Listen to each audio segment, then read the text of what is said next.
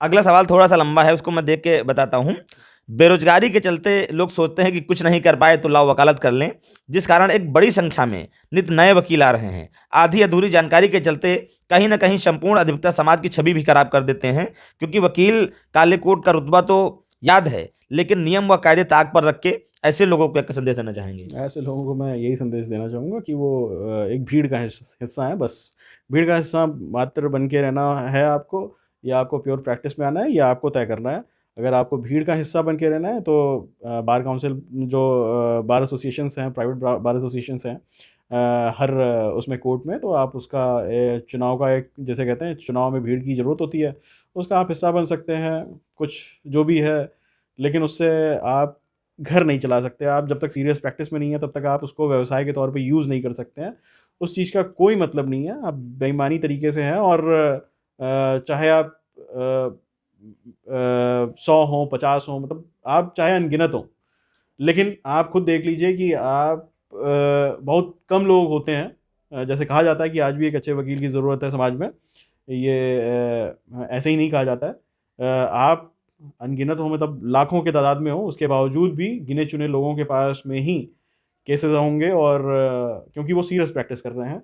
क्योंकि कई मित्रों का यह सवाल था कि लोग काले कोट का रुतबा तो याद रखते हैं, लेकिन जो नियम कानून होते हैं उनको ताक पर रख देते हैं, जिससे कहीं ना कहीं पूरे अधिवक्ता समाज की छवि धूमिल करने का प्रयास करते हैं। और आजकल देखने और सुनने को मिलता है कि जो प्रॉपर्टी कब्जाने वाला चल रहा है, कई सारे अधिवक्ता काला कोट पहन के अपना थाने की दलाली कर रहे हैं, प्रॉपर्टी कब्जाने का काम कर रहे हैं, जी, और वो लगते हैं कि हम भीड़ का हिस्सा हैं तो बहुत पावरफुल हैं। देखिए, भीड़ जो है उसका ना कोई चेहरा होता है, ना कोई उसका कोई दिमाग होता है।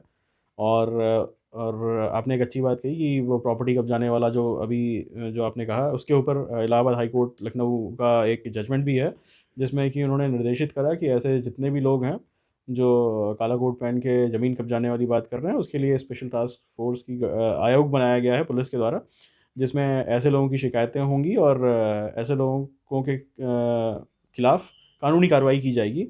क्योंकि आप कोई भी काम जो है, अगर आपको ज़मीन का पोजीशन भी लेना है या जो भी है, आप उसको उचित तरीके से, न्यायपूर्ण तरीके से कोर्ट में बाकायदा सिविल सूट फाइल करके आप केस डाल के उसको ले सकते हैं।